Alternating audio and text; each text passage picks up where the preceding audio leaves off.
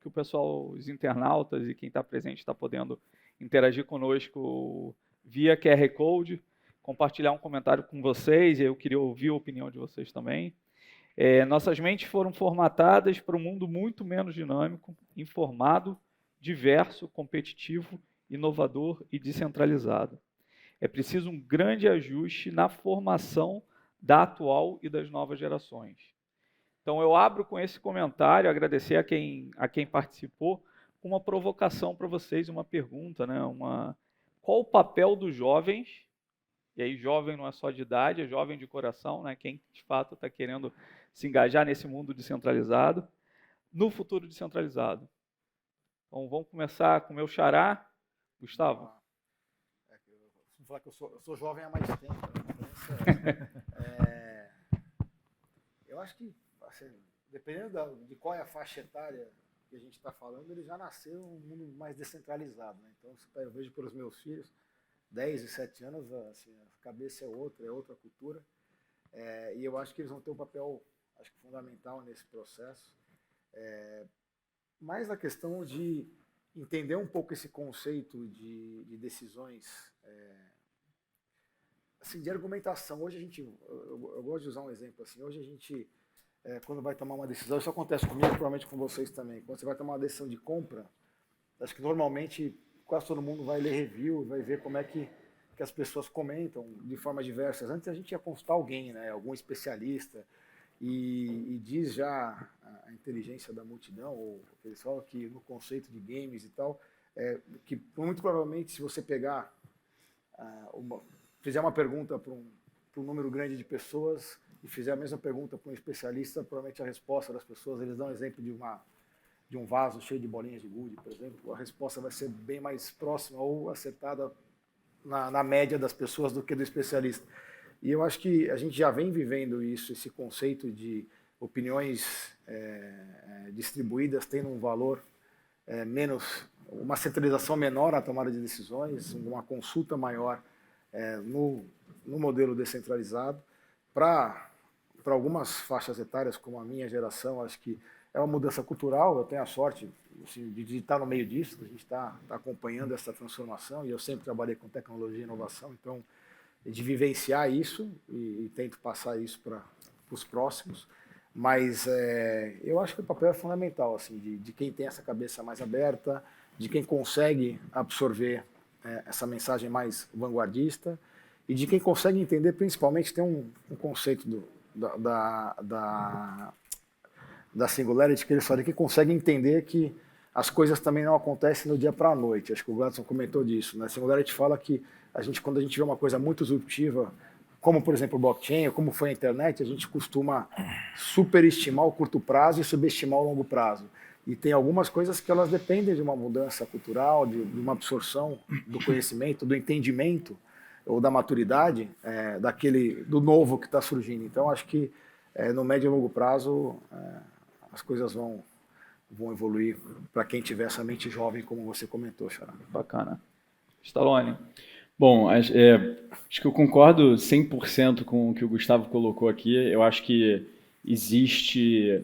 vai exigir de nós como sociedade, acho que não só dos jovens, mas também dos jovens de cabeça, que a gente entenda essa mudança cultural. Acho que foi muito feliz na palavra, assim, de entender que não é só do jovem também que essa mudança vem, afinal de contas, a gente aprende muito errando, e os mais velhos erraram muito durante a vida para chegarem onde chegaram hoje. Então acho que é importante que a gente olhe não só para os jovens, né, como talvez essa geração líder de uma mudança, nem nada disso, mas eu acho que como sociedade como um todo, né? A gente está falando aqui de futuro descentralizado, tem uma pegada, eu acho, muito forte com a democracia, e aí a democracia exige diálogo, a democracia exige tempo, né? A gente, quando pergunta para um monte de gente o que a gente quer fazer e que direção a gente quer ir, você vai ter inúmeras opiniões diferentes. Então, o respeito à opinião, saber que a gente aprende ou na dor ou no amor. Na dor, normalmente, é mais rápido, mas no amor é muito melhor, e que essa mudança que eu acredito, né, junto à tecnologia, todas essas essa tecnologia de Web3 que a gente vai enfrentar agora nessas próximas décadas, eu acho que é uma mudança no amor, e no amor precisamos ter mais amor com os jovens, com os mais sapientes, aqueles que têm uma sabedoria por mais tempo aí, e saber que vai demorar, né? Eu acho que a gente não pode sobreestimar nem subestimar esse tempo necessário para essa mudança de cultura. Pela fala de vocês, na verdade, a gente não deve deixar ninguém para trás. Eu acho que isso é uma preocupação. Eu acho que, como comunidade, é sempre tentar, por mais desafiador que possa ser, inclusive para os jovens de coração, com mais idade, enfim, entrar nesse mundo novo, os jovens, eu acho que já estão preparados para nadar de braçada. Gladstone, qual é o papel dos jovens no futuro descentralizado? Eles vão liderar, né? O futuro é deles. Eu não me preocuparia tanto assim com os jovens, com exceção dessa questão que você falou de não deixar ninguém para trás. Eu acho que quem tem que se adaptar somos nós. A sociedade, porque ponte muito rígida quebra, né? Então, na verdade, as pessoas vão passar nessa ponte aí, e se a gente não participar do processo, se a gente não estiver preparado para fazer a mudança no amor, ela vai vir na dor. Ou você simplesmente não vai participar dela, alguém vai construir uma outra realidade lá na frente e você está fora. Então, assim, eu acho que os dois principais recados, né? Um recado pessoal, que é o recado tipo, estejamos preparados para a mudança, façamos o nosso aprendizado, tentemos fazer os experimentos necessários para que a gente aprenda com isso e influencie essa nova realidade, para que ela não seja uma realidade disruptiva apenas por ser disruptiva, e sim uma coisa mais construída. E, por outro lado, o que na verdade me preocupa bastante mais, e você mais ou menos já introduziu, é a preparação desse jovem, principalmente desse jovem, na questão educacional, né? Na questão da formação, de ser capaz de, pelo conhecimento, acompanhar o processo, porque o processo ele acelera muito. E embora blockchain, internet, são inovações que demoram pela própria natureza, porque os desafios não são apenas tecnológicos, eles são desafios de coordenação. Então, para uma coisa funcionar, a outra tem que estar pronta, mas aquela para funcionar, essa aqui está, né? Então, são desafios que demoram mais. Quando vem, é meio de uma hora para outra, quando você vê, já foi. Então, a gente precisa preparar os nossos jovens em termos de formação, capacidade educacional, e isso eu acho que é uma coisa muito crítica. Bacana. Talvez para governo, né, a escuta do jovem deva ser uma prioridade. Até porque o futuro é para eles. Definitivamente. Né? Eu acho que seria talvez uma grande reflexão, uma grande pergunta para a gente manter pós-evento. Conor, e os jovens na comunidade, Ethereum Brasil, como é que você enxerga isso? Então, voltando um pouco para trás, peço desculpas na parte da gente que não tem um mãe ou mulher na parte do painel, seria bom também, mas eu acho que é uma coisa muito complexa. Vou falar como o pai, como jovens, como eu percebo isso. Uma coisa que eu percebi muito como ser pai, que as crianças faz não o que você fala, mas o que você faz. Então você fala, não uso tablet, não mas se você está assim, eles vão ficar assim. Então eu acho que a gente tem que lidar com exemplo. Não só falando sobre as coisas, é tipo assim, olhar nossos sistemas, nossas empresas, o que a gente pode fazer para descentralizar, deixar mais pessoas inclusivos, mais vozes e para mim a gente lidando como exemplo com isso, eu acho que as crianças vão oferecendo referências, oferecendo feedback, extremamente... Mas fazendo e eles vão vendo. Perfeito. Eles vão vendo. Perfeito. O importante de fato é fazer, o importante de fato é experimentar e aprender com esse processo. Agora eu vou tentar descentralizar um pouco as narrativas com perguntas mais pontuais. Começar com o Stallone. Stallone, como a indústria criativa pode ser incluída nessa discussão? Bom, eu acho que a indústria criativa já está, de certa forma, incluída, né, nessa discussão. Acho que quando a gente começou a discutir essa questão dos NFTs, a gente saiu um pouco da discussão de um mercado financeiro, né, de uma especulação de cripto, e passou a trazer valor para quem cria dentro desse espaço, né, da internet, e aí através, obviamente, do blockchain. E acho que a beleza de você fazer um NFT é que você consegue comunicar com a rede inteira do mundo sobre o seu projeto, ele deixa de ser físico, então você tem uma abertura de mercado muito maior e ele é único, né? Então você trouxe valor para isso. Então acho que a comunidade criativa e de criação, ela já entendeu isso. Eu acho que a gente está naquela fase, naquela curva dos early adopters, e sinceramente acho que os próximos, de novo, 10 anos, né? Eu acho que não é para hoje, os próximos 10 anos a gente vai ver algumas revoluções dentro desse setor do criativo, de quem cria, da arte, da música. Enorme uma potência enorme. Temos valor agora na internet, que eu acho que é uma coisa fantástica. Com certeza. Gladstone, uma pergunta para você, né? Você falou da imprensa de Gutenberg. Gostaria de saber como você vê hoje o papel da imprensa nesse futuro descentralizado. Boa pergunta.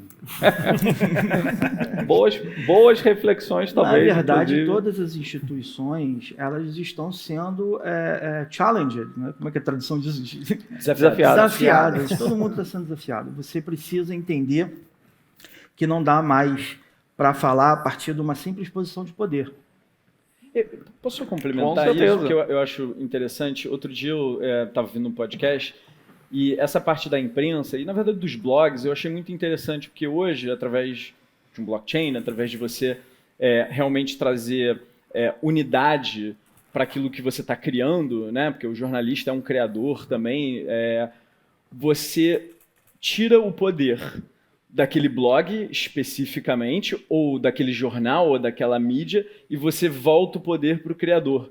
Então, quem sabe, alguém já inventou, não sei, né? Sempre tem alguém inventando alguma coisa no mundo, mas será que hoje já não tem um blog no mundo que usa blockchain e que, na verdade, você paga especificamente aquela criação daquela pessoa? Ou seja, em vez de você pagar uma subscrição mensal para aquele portal, talvez a gente esteja caminhando para uma coisa, de novo, né, de você ser dono efetivamente do seu conteúdo, a sua propriedade intelectual é sua e você recebe por isso. E aí o mercado vai dizer, olha, você escreveu bem. E aí eu acho até interessante, a gente fala muito de fake news também, e eu acho que isso talvez seja uma das grandes soluções para a questão da fake news. Ou seja, eu quero pagar o jornalista que me dê a informação mais precisa. E eu vou pagar pelo artigo. Então, é aquela coisa de desafiar o próprio jornalista a ter a melhor fonte e ter o melhor artigo. E como que a gente vai criar talvez até um novo mercado para o próprio jornalista, para o escritor de freelancer, que agora talvez tenha até mais visibilidade do que estar dentro de uma grande empresa de mídia. A uberização da imprensa que você está falando, mais ou menos, no bom sentido. No bom sentido, mas sem ser Uber, né? Porque sem ser dúvida, central, né? De novo. Exatamente. Na verdade, o Uber vai ser uberizado também pelas tecnologias Web3. Quem né? sabe. Mas uma coisa que eu queria dizer também é o seguinte, assim, eu acho que a gente está numa desconfiança, antes de mais nada, um sentimento. Né? Se eu chego para você, assim, eu fiz esse teste lá uma vez numa palestra, estava num prédio grande pra caramba, eu falei, por exemplo, a gente está aqui dentro desse prédio, a gente está confiando no engenheiro que construiu isso, e tem 30 andares para cima aí. E você também está confiando nas pessoas que estão, né, no trabalho desse cara. E só de mencionar isso, eu vi gente olhando para cima e tipo, é mesmo, né? Então, confiança é um troço muito humano. Confiança e desconfiança é uma coisa muito humana, uma coisa relacional. Muito de sentimento, muito relacional. Então, assim, a gente precisa criar alternativas para trazer um certo conforto para as pessoas. Né? Narrativas, no melhor dos sentidos, tá? Narrativas novas que apontem para novas soluções, porque, muito sinceramente, as pessoas saíram lá da desconfiança dos reis e passaram a confiar, pelo menos temporariamente, nas democracias, nas instituições, não sei o quê, mas elas também não sabiam como é que funcionava, não, cara. Não sabiam, não. Fazia sentido, né? E aí tem uma narrativa e as pessoas meio que aceitam, meio que se acalmam, e aí passam por uma coisa mais racional. Então, eu acho que a gente precisa construir alternativas que sejam, claro, melhores, descentralizadas, baseadas em tecnologia, não é só blockchain, né, e a convergência, etc, etc. E, com o tempo, eu imagino que a percepção desse movimento vai trazer as pessoas de volta para uma sensação de conforto maior. E a gente vai sentir uma despressurização. Então, eu acho que tem esse aspecto também da questão do sentimento das pessoas. Mas a gente tem que trabalhar para isso. Isso não é construído à toa, não. E dá muito trabalho. E né? dá muito trabalho. Falando Oi, de trabalho, Bom, quer comentar? Queria falar que essa confiança demora também. Demora. Sim. E, E às vai embora vezes, rápido. quando quando a gente está construindo coisas, como a gente estava falando antes sobre Meu nome é Caitlyn, a internet está muito ruim, porque eu estou roteando no meu celular. Opa, onde eu tô tá mandando vazado o áudio, mensagem. pessoal. A internet vazando tá áudio aí. muito Eu ruim acabei de aí. mandar uma mensagem para Carla. Opa, Pessoal, Manda mensagem aí, sim. Coisas. Dudu, melhora a internet aí, gente. Compartilhe 5G com ela. Tô precisando também. Ok. Esqueci. Sim. você está falando do desafio de desenvolver a confiança. Sim, confiança e às vezes, tipo assim, a gente estava falando sobre a igreja antes, eles nessa época, vamos pensar, sei lá, no medieval, tempos do medieval, quando estava construindo a igreja e tal, essa foi uma solução para essa época. E era a única que as pessoas acharam, né? E as pessoas, com o tempo, tinham confiança, algumas pessoas não, mas e tal. Mas, com o tempo, chega nova tecnologias e tal, e tem que ver como vai construir essas coisas. Então,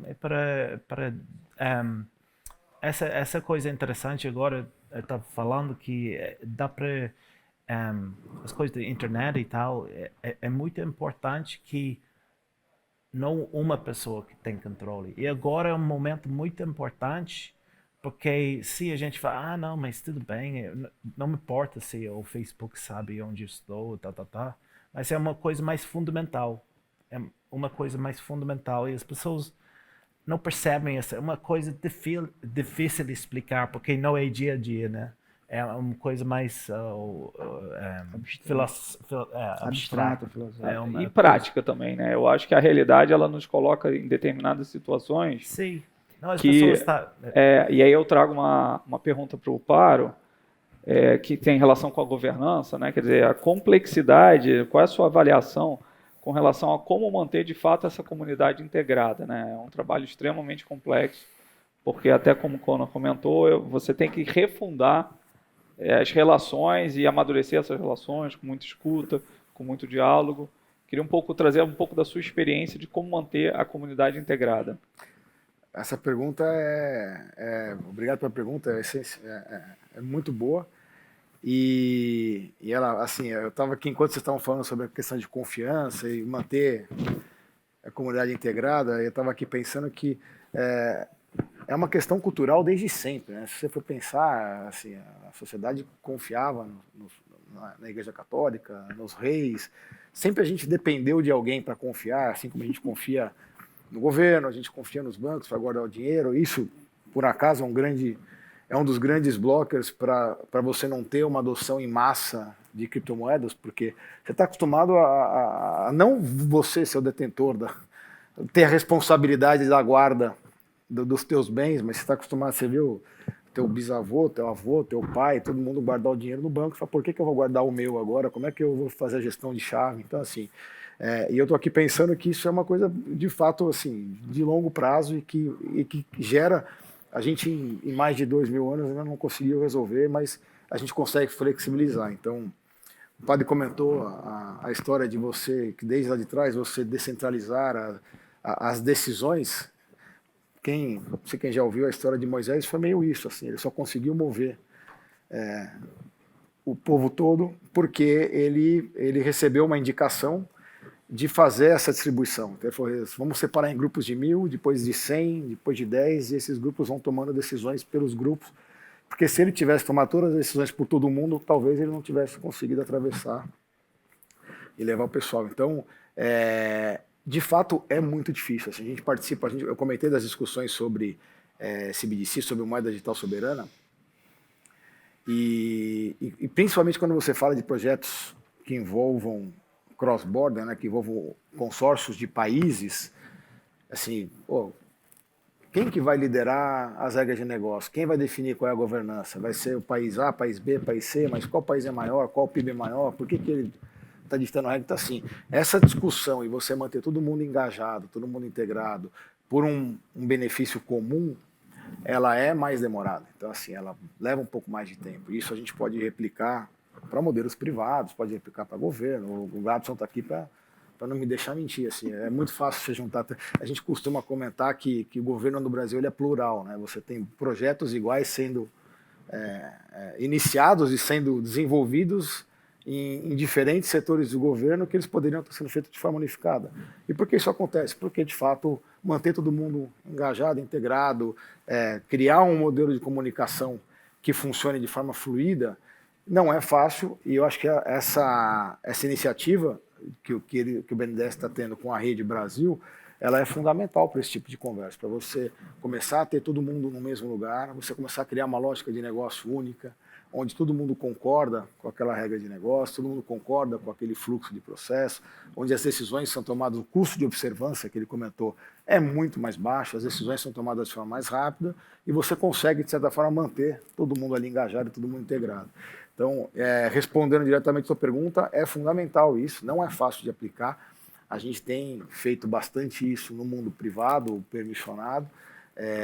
Assim, como comentei, a gente tem projetos em produção, N projetos em produção aí desde 2019, 2020, mas que eles iniciaram, os primeiros desenhos, os primeiros assim, esboços do projeto começaram em 2016.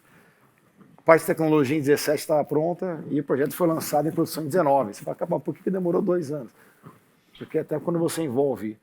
E normalmente um projeto de distribuição, no nosso caso, e acho que em vários casos de blockchain, você envolve muitas vezes um ecossistema de concorrentes. Sim. Então você fala, cara, como é que eu vou juntar um monte de concorrentes, que eles são competidores entre eles, e transformar esses caras em competidores, né, criar um modelo de cooperação entre esses caras para que eles entendam, assim, tenham uma maturidade suficiente para entender que aquele benefício ele vai ser comum para todos e não vai, de certa forma, mexer no market share de cada um, no que cada um representa no mercado, mas que vai ajudar todos, ou vai ajudar a indústria inteira a crescer.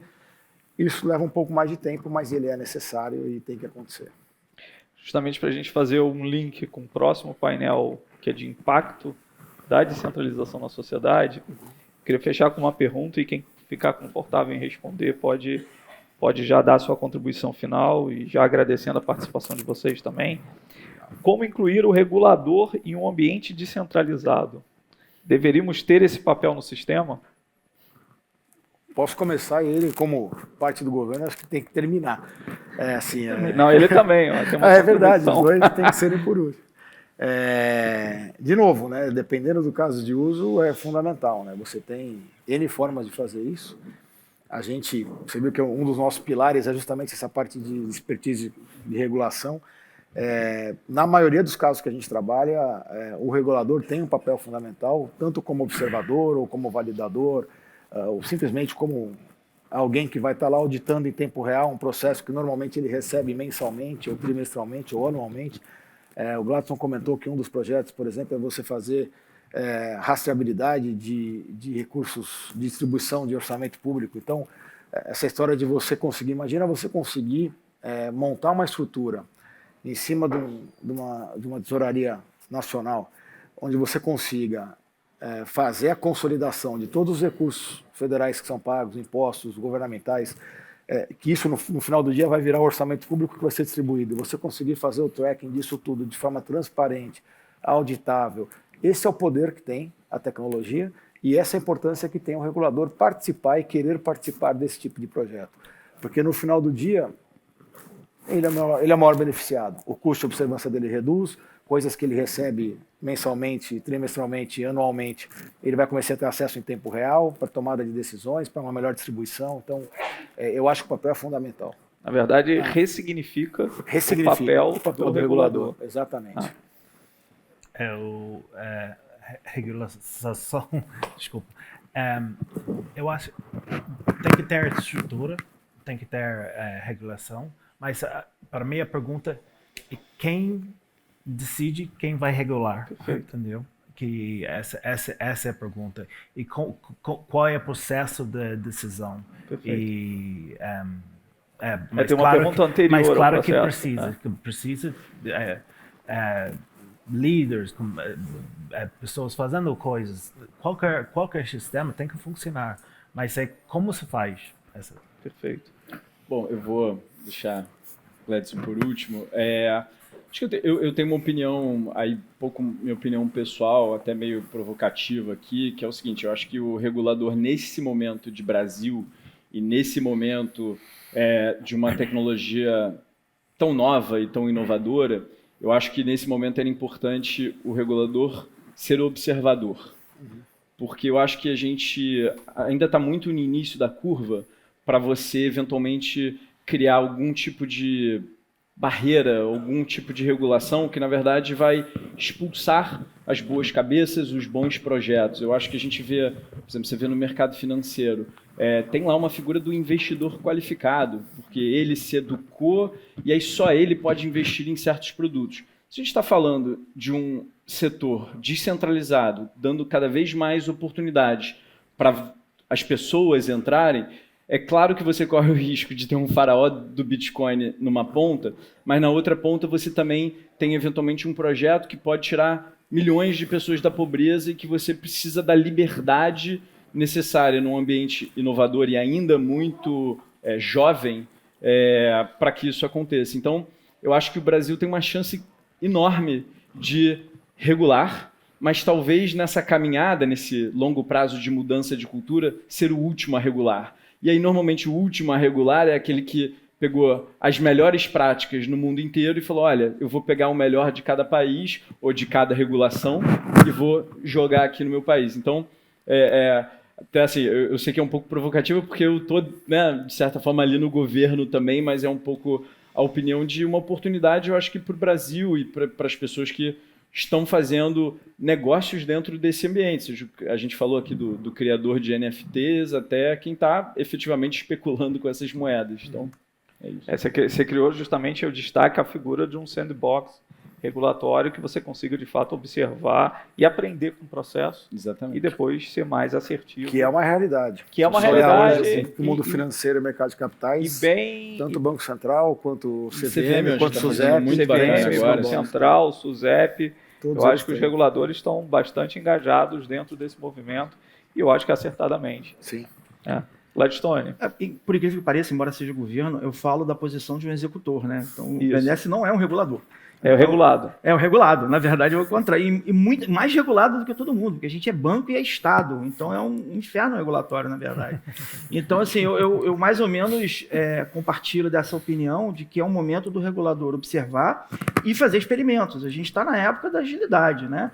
Então, porque é engraçado, porque dependendo de como você faz, existem oportunidades, na verdade, né? Então, só para citar um exemplo que vem muito à minha cabeça, a parte de identificação descentralizada, por exemplo. A questão da identificação descentralizada é provavelmente um dos maiores pulos do gato para a Web3. Então, se o Brasil tiver numa posição, digamos, privilegiada nesse sentido, e isso parte do regulador, de alguma forma, né? Então, você poderia, por exemplo, estimular isso. Mas claro que você tem que fazer experimentalmente primeiro, para não criar uma jabuticaba no mau sentido, estar sempre conectado no mundo. Então, você tem, por exemplo, a situação do projeto CBDC do Brasil, que, no fundo, é o regulador que está tocando. E é um super projeto inovador.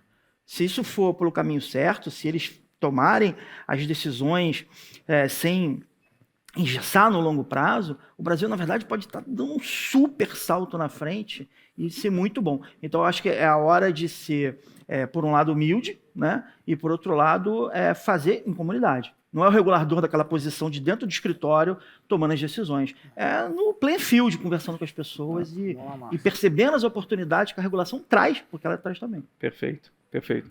Pessoal, daria tempo para a gente, tem discussão para toda manhã, toda tarde, mas eu queria, na verdade, agradecer muitíssimo a contribuição individual que vocês fizeram. Eu acho que foi um painel extremamente rico.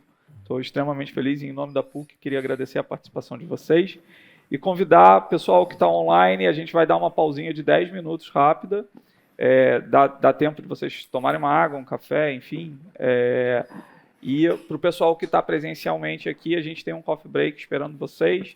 Em 10 minutos, pontualmente, a gente vai voltar para o segundo painel de impacto na sociedade. Legal. Mais uma vez, muito obrigado. Muito obrigado para todos que estão nos acompanhando também. Obrigado.